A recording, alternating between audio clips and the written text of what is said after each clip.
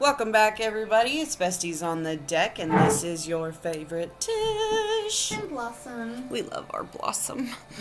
All right, y'all.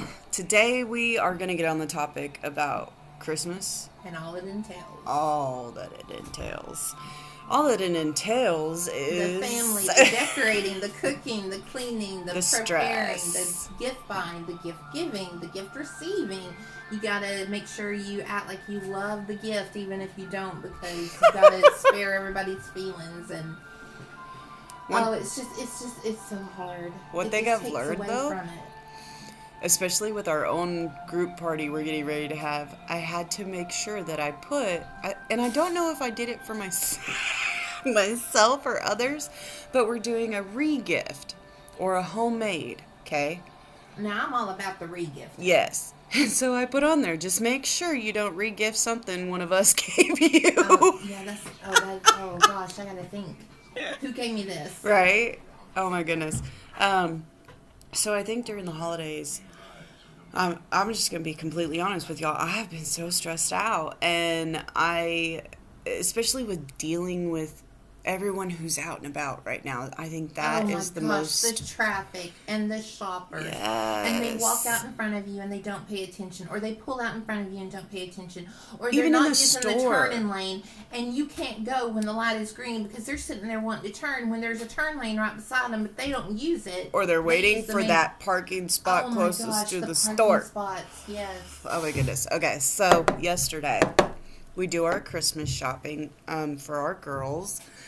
And we walk in to Five Below, and at first it kind of seemed like there was a decent amount of people inside.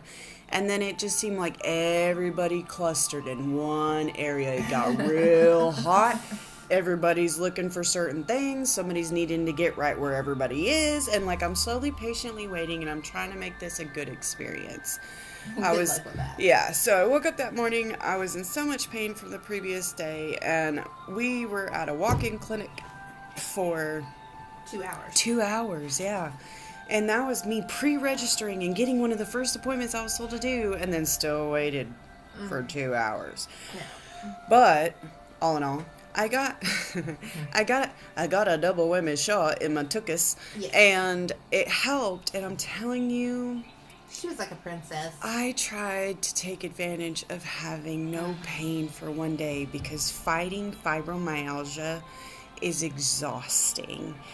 And I haven't felt that way in years. And I tried to soak up every bit but not overdo it to where it was going to wear out a lot quicker.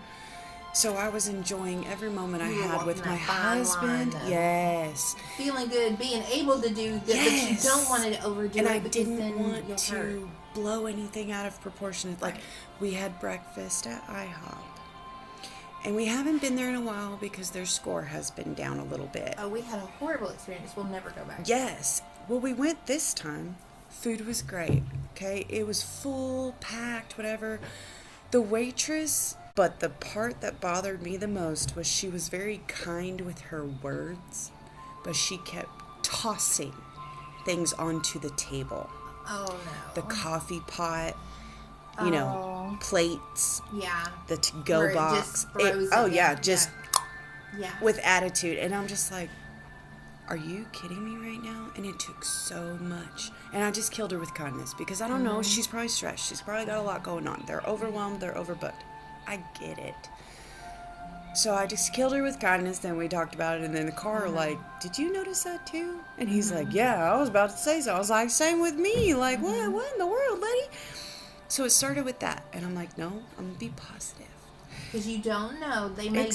She may be going through a lot. And we don't think about that. Yes. And especially during the holidays, the holidays is the highest time for suicide rates because of the fact of people dealing with depression and anxiety and loneliness. And they feel like they can't talk to anybody about it because Christmas is supposed to be merry and joyful, and you're not supposed to be all sad and depressed. Exactly. But we live in the real world, everyone. It is sad and depressing sometimes. This world is dark, depressing, evil, and disgusting. But that's only if you look at part of it. If you Correct. look at it as a whole, the It's good still beautiful. Yeah, and the good really does outweigh the bad. I feel like more and more the good in people is coming out more. I feel like people are starting to be more bold and showing that kindness and showing that kindness and loving character, Attitude, yeah. towards others, because it's just not worth it. What are you going to gain out of it? Well, and here's the thing. It's the attitude that we should have all year long. I mean, people say that Christmas is the happiest time of year because people treat each other a little bit better. But why aren't we doing that all the time? Well, and then if you think about it, okay, it's real easy for us to sit here and judge others, but like, what have we done to make it better for somebody else? What have we done to... I mean, we get caught up in our own little world and our own little thing that we have to do, and our own little family Christmases that we have to host, and the gifts we have to buy, and the parties we have to attend, and the church events we have to attend. And you not only lose the real meaning of the season, but you lose that feeling of joy and peace and all those things you're supposed to feel. Yeah. Because you're too wrapped up in the go, go, go, do, do, do. You're too wrapped up in the flesh and everything that and it's involves. just, you lose sight of the true meaning of Christmas, and you miss out on the joy that you could have. And the blessings. Exactly. And I mean, that's just like being with family should be a blessing. But like with me, I'm kind of dreading it this year. Yeah. I'm kind of dreading being with family because it's the first Christmas without Daddy. And I'm not ready for that. Yeah. I'm not ready to be joyous and all this kind of stuff. And I mean, part of me wants to be all like that because, you know, I want to be that for the grandkids, and I want to be that for my friends, and, you know, I don't want to look back and be like, oh man, this was a really sad Christmas or something, you know. And I know that it's a choice. It is a choice if I just decide to wallow in this, or accept this as, okay, this is a part of the season now. This is something that I'm going to be dealing with. This is not going to get easier. 10 Christmases from now, it may break me even more than it does this time. Yeah. But am I going to choose to let that take over and be my only emotion, or am I going to put that to the side and be like, no, that's not what I want right now, and focus on the blessings that I have. I mean, I have an insanely happy marriage, healthy, wonderful children and grandchildren. Well, my grandson's sick right now, but for the most part, they're all healthy, happy, roofs over their heads, food in their tummies. I mean, I have nothing. I have no right under God to be depressed or sad or anything. And not that I'm not allowed to. It's not like God says, no, you can't be sad about your dad anymore. I just feel like I'm disrespecting God when I get so wrapped up in what makes me sad. Because you're missing your father's presence, his miss voice. him so much.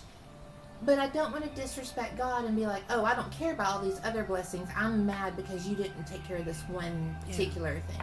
Right. You know. But he did. He did. Because Daddy's not he did pain it anymore. ultimately. I mean, Daddy could have got hit by a car. Yeah. Daddy could have gotten in some sort of work accident or something. I mean, it was his time. Yeah. I'm just still angry with God about how he let my dad's last time on earth be, because I feel like my daddy deserved better. But I know that through somehow, some way, there was a reason for it, and maybe it was Daddy witnessing, because the few times he was alert and coherent, he would witness to the nurses and witness to the doctors and witness to the janitorial staff. Yes, he was sharing God with everybody he could. So he did get healed ultimately. Yes. It just wasn't earthly healing. Right. But we all have things that we're going through, whether it's in our own family or friends that just people that we love and care about. Yeah. We take on the burdens of those that we love, and we don't realize how it affects us. Yeah. Mentally, physically. You, with your family issues lately, you know, your body is taking a toll for what you're allowing your heart to go through. Yeah. You know, whereas, you know, I don't know how you just make it stop. I don't know how to make the sadness stop, but I need to, I'm trying to stay focused on not letting it take priority. Yes. It's there. You can I'm have dealing those with feelings. it. That's normal feelings. Yes, I'm dealing with it, but I'm trying not to let it Overcome overflow everything. and affect me. Yes. So that I don't snap at the grandkids or snap at a driver, you know, because I feel like I have to repent every time I drive.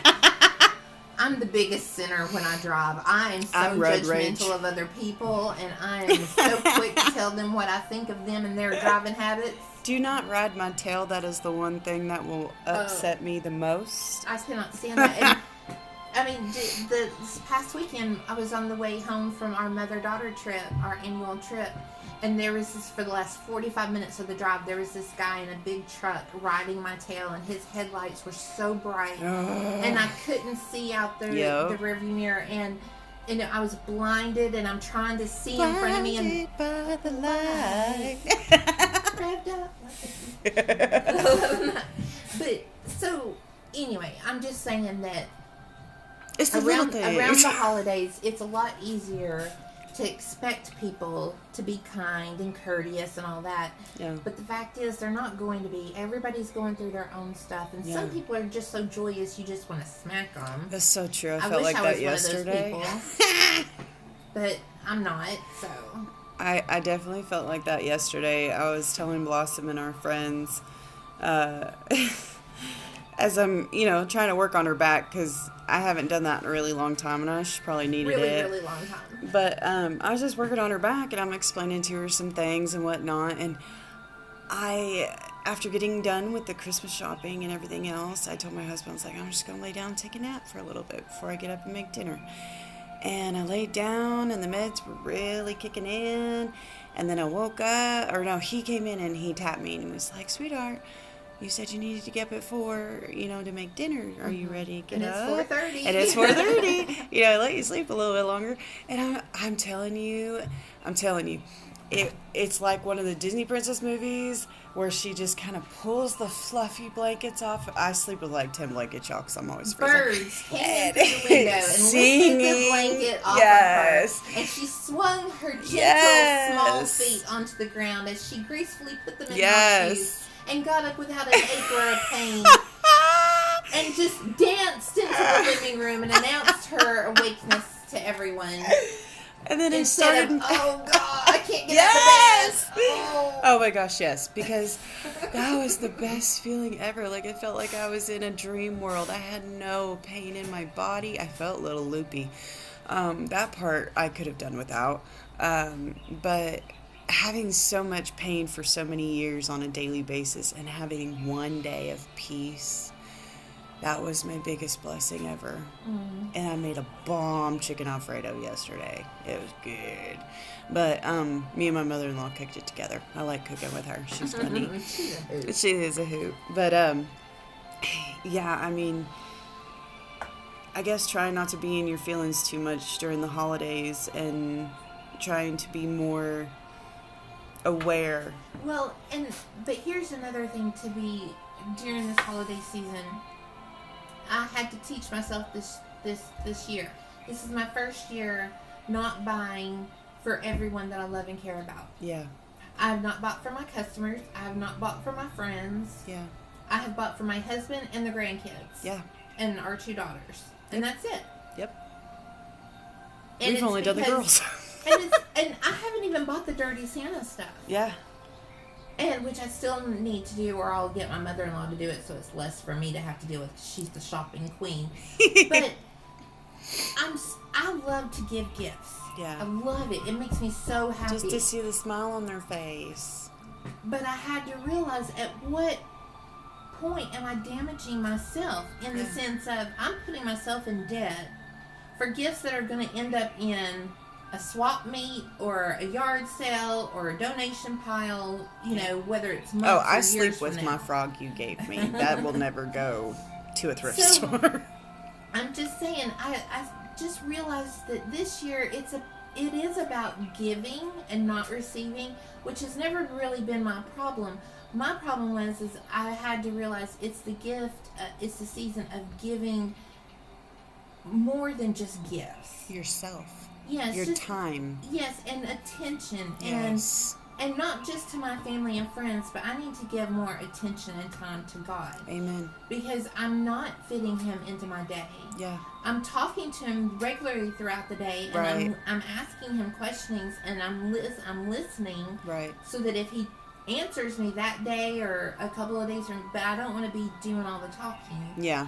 So I try listening, but I want it to be about giving that sense of, I want to ooze Jesus. Yes. I want it to be like toothpaste. You can't help, but that oozes just out. comes right out. Yes.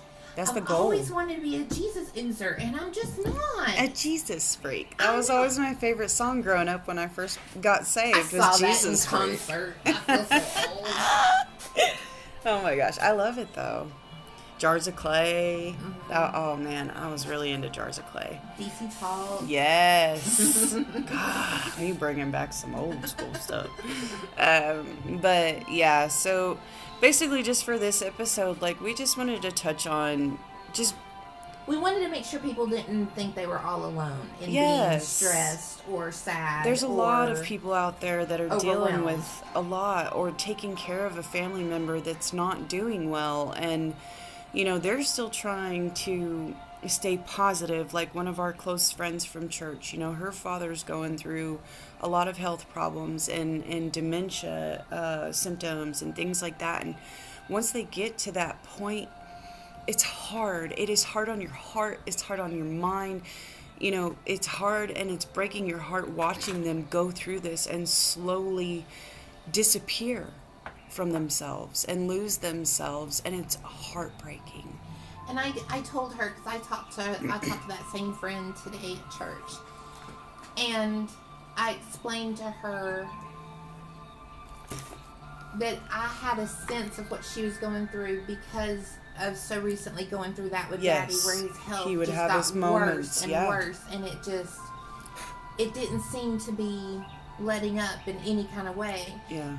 And I just, expressed to her, that I was there for her. If she needs anything, just needs to talk. Because Yeah. sometimes that's all I needed. I just need to talk Just to somebody. someone to listen. Yes. Because it's depressing to cry alone. Yeah.